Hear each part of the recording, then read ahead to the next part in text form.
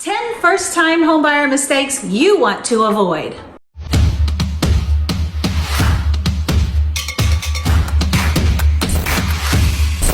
Are you thinking about buying a home but don't know where to start? Well, today I'm going to share with you 10 mistakes that you want to avoid when buying your first home. I am Nancy Walsh, and over the past 5 years, I have helped over 100 people buy their first home.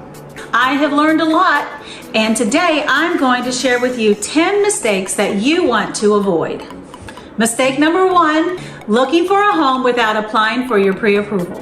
The absolute first step in buying your home is getting a pre-approval. It can take 24 to 48 hours before a lender actually sends the letter.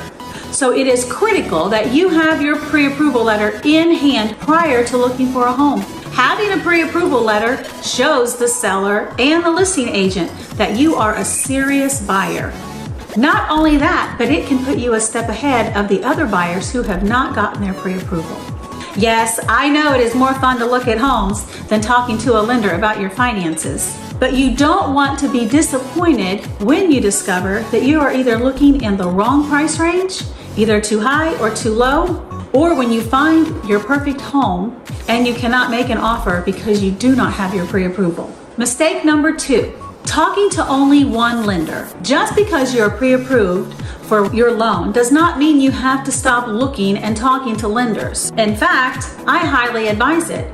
Just make sure that you talk to the lenders within the same period of time, within the same 24 hours, because rates do change. But when you get that pre-approval, you need to check your rates, you need to check the lender fees as well. And you also need to check the terms of the loan. Also, where the lender is located is very important.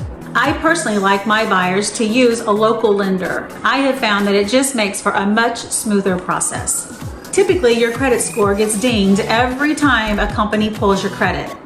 However, the credit bureaus do want you to be able to shop around to get the best pricing for your mortgage. So if you look within the first 2 to 3 weeks and keep all of those pulls together on your credit, it will only count as one inquiry.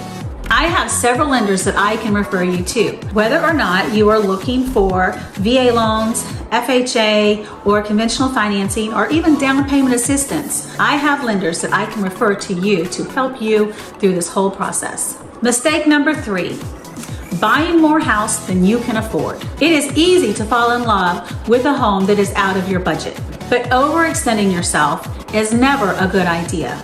It is especially important to stick to your budget. I like to ask my buyers, where would you like your mortgage payment to be? And from that, we then set our boundaries in shopping for a home. The last thing I want to help you do is to buy a home that is out of your price range and one that you cannot afford.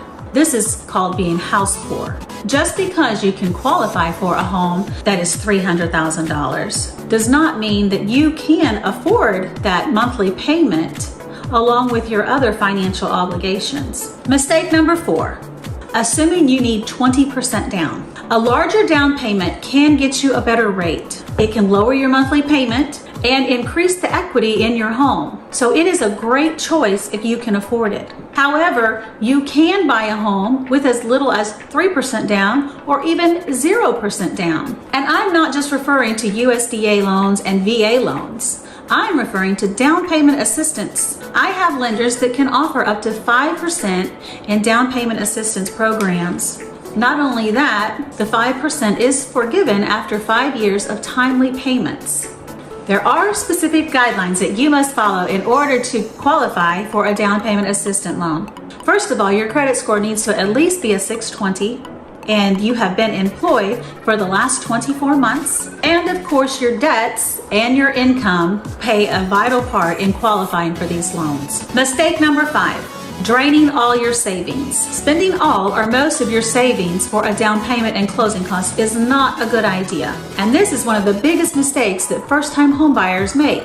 Plan on having a couple months reserves in your bank account just in case something comes up or you need repairs later on down the road. Mistake number 6, applying for credit before closing. I always say, do not buy a car, truck, or van prior to closing or you might be living in it. It is a huge mistake to get new credit, buy furniture or appliances prior to closing. Your pre-approval is based off of your credit score and your debt to income ratio. Applying for a credit is going to lower your credit score and it's going to change your debt to income ratio, and neither one of those is good from a lender's perspective. About a week before closing, the lender is going to pull your credit again. And if there is any changes in your credit score, or if they see any more debt that has been filed on your credit, your loan may not go through. Mistake number 7, underestimating the cost of home ownership. After you buy your home, you may be surprised at unexpected bills. In most cases, your property tax and your homeowner's insurance is going to be included in your monthly payment. However, regime fees and HOA fees will not be included. It is very important that you work with a realtor who can give you an estimate on your property taxes and other fees. You also want to have your realtor get the last 12 months of your utility bills just to give you an idea of what to expect after closing. Mistake number 8, not getting a home inspection.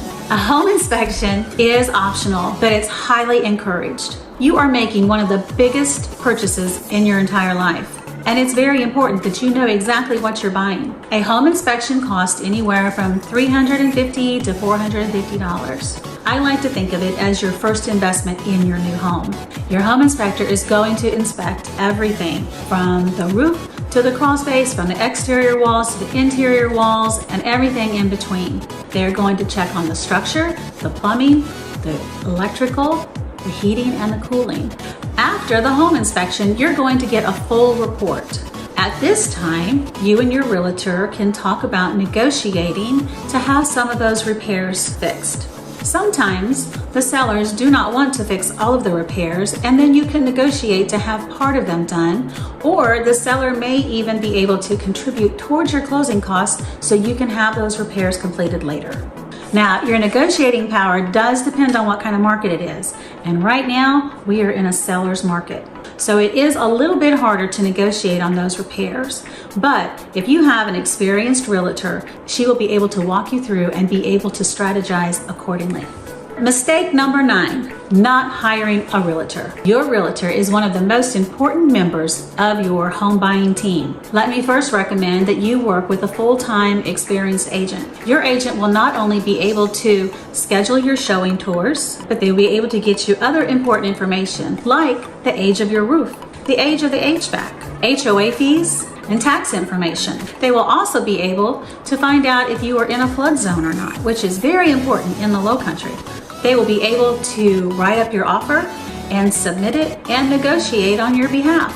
In this market, it is very important that you schedule your showings as soon as possible. If you happen to be out of town, ask your realtor to do a video tour.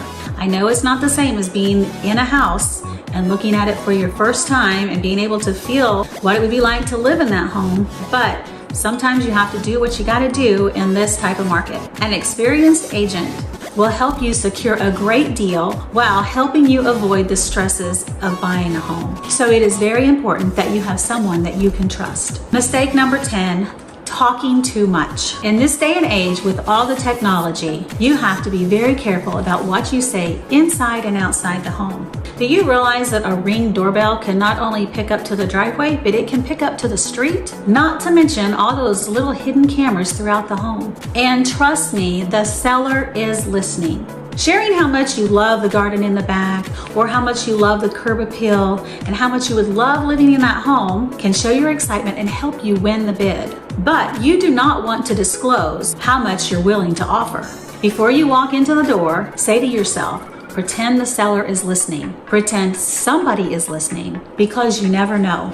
Well, this sums up my video on the 10 first-time homebuyer mistakes that you want to avoid. I hope you enjoyed this video, and I hope that you learned something. Also, if you have any questions, please go ahead and leave them in the comments below, and I'll be sure to answer every one of them. Thank you so much for watching my video. If you are thinking about buying or selling your home in the Charleston Tri-County area, I would love to help you.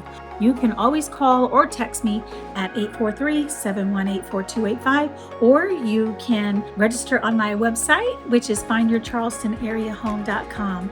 I am Nancy Walsh with the Husted Team, powered by Keller Williams, and I'm here to help you. Give me a call. Bye.